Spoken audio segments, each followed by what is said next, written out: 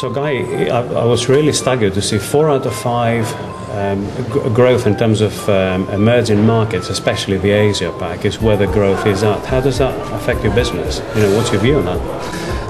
And to date, the bulk of the mobile activity that I see happening within the research business is still in the US and it's in Europe. There's not much happening out in Southeast Asia, Africa, or even LATAM, and that's where I just see the biggest opportunities are, and we as researchers should embrace that. Now, the reason that probably researchers haven't embraced that region yet is for 2 reasons. One, a vast amount of mobile research done today is still done through panels, and in those markets there are not easy access panels to reach people. So it's exciting to see people like Nathan Eagle here today talking about ways to overcome that. The other reason is that many of these people in these countries don't use iPhones or the latest smartphone. There are still a lot of them that are using prepaid, slightly older feature phones, and hopefully that should really encourage these application developers to start building out apps that will run across any device, and not just the developed market where they're Droid and iPhones. Okay. And there's a huge difference, by the way, in the apps, because if you have an iPhone, you're likely to download 47 apps. If you've got a Nokia, you're likely to be downloading 5 or 6. So I guess there's an opportunity, there's a lot of data. How do we partner with the likes of the operators, or the likes of, if you look here, the supermarkets or the banks even, to say, you have got a huge amount of data.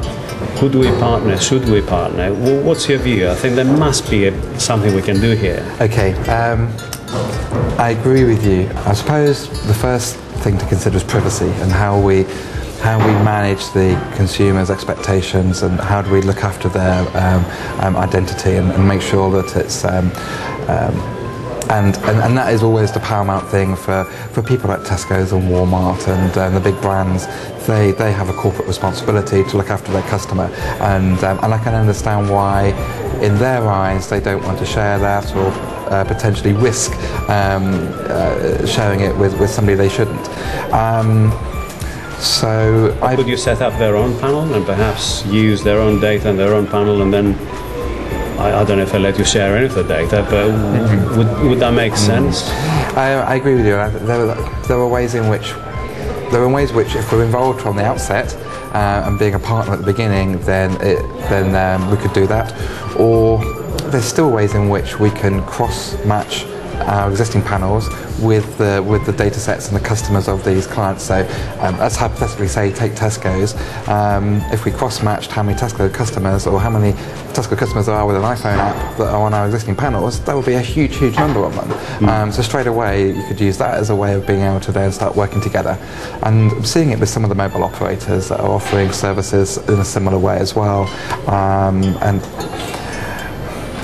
I also think that there are many people out there collecting data through their apps that haven't actually realised yet how valuable that data is, and that the collection of data sometimes just happens as a byproduct of the service that they're trying to sell.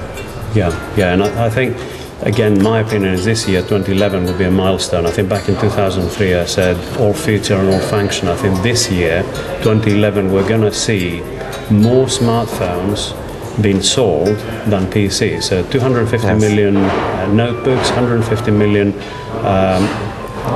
desktops, and then you're going to see about 375 million smartphones, with another 50 million tablets on top of it.